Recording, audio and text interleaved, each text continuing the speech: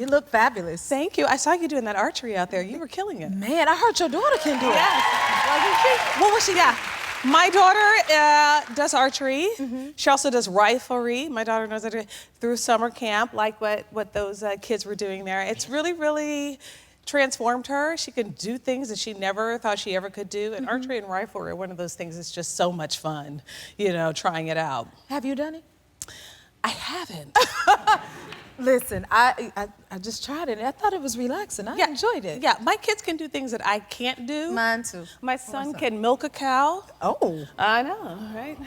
My daughter can ride horseback. I mean, they can do things that I could never do, so. That's amazing. Yes, yes. Got to be inspired by that. But you look amazing, and you look stunning at the SAG Awards. How was that for you? Oh, my God. Yes. Did you see all that bling? Yes. I thought I needed a security guard for all that bling.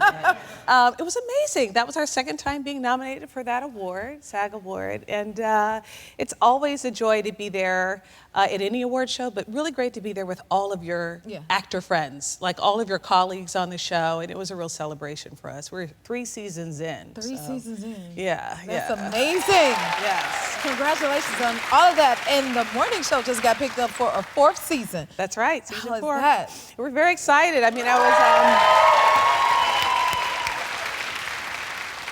people loved season 3.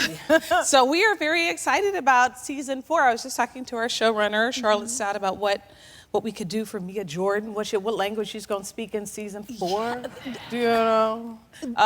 We don't know. Yeah, I'm really excited. It's going to be interesting. That whole network fell apart in season 3, like a huge merger and everything. And so now they put it back together, and we'll see how they do it in season 4. So we can't wait to see, that's for sure. Yeah. I want to go to the accents real quick. Like the way it was coming out so easily, like, did you train for that? What was the process I did, like? but you know, I studied opera at Northwestern. You know, we've spent a lot of time in Chicago. You're from Chicago, but I spent a ton of time in Chicago, and I love Chicago. And I studied opera at Northwestern. And so while there you have to learn, while you don't necessarily have to know the language, you have to speak. Different languages. So I can speak a lot of different languages. I actually know Italian very well. And Spanish, just because I also live in New York, and you really can't live in New York and not know some Spanish. But yeah, Russian was that was a lot of fun. That was a brainstorming idea of the writers on the show, that Mia speaks Russian. Nice. You was really speaking it, honey. That's for sure. I said, okay. Okay, and then speaking of opera, I know you Nessun Dorma. You familiar with that song? Nessun Dorma. Nessun Dorma. Oh, I get a little note. Listen to me. I am a bit, we know the Aretha Franklin moment where she's singing on the Grammys because Luciano Pavarotti was not able to be there.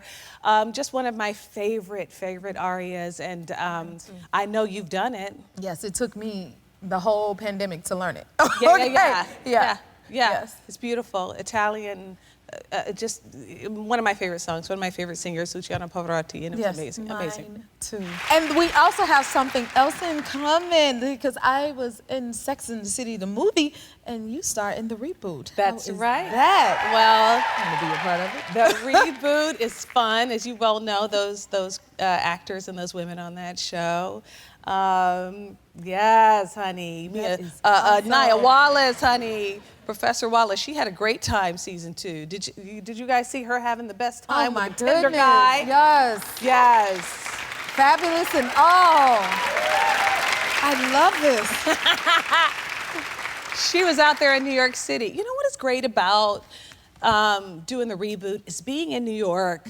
It's its own character. It is. And sort of being a woman out there doing your thing, independent, you know, in New York City. There's such a beautiful spirit about being there and doing a show with all of the people in New York, and Sarah Jessica and Cynthia and Kristen and everyone. You know what, that reminds me of when I got to do the film. It was the second film I shot after Dreamgirls. Dreamgirls was on, LA Center stage. So it was just us, and it was very organized. And then I flew to New York to shoot Sex and the City. Chaos. And talk about a character. The people in the streets yelling at me, walking through the expressway, and I'm like, I'm shooting. I don't know how to deal with all of this. Exactly. It takes a while to get used to it. That was my experience season 1, where people are watching your rehearsals. They're seeing everything that you're used to being in a room, rehearsing quietly, and then action, and then you do the scene. But not in New York, not for that show. People love it. Love it that they're a part of it. Yes. And we love you in it. If you like this video, smash that like button and subscribe to the Jennifer Hudson Show YouTube channel. Check your local listings or visit jenniferhudsonshow.com to see when you can watch full episodes in your area. And don't forget to sign up for the newsletter.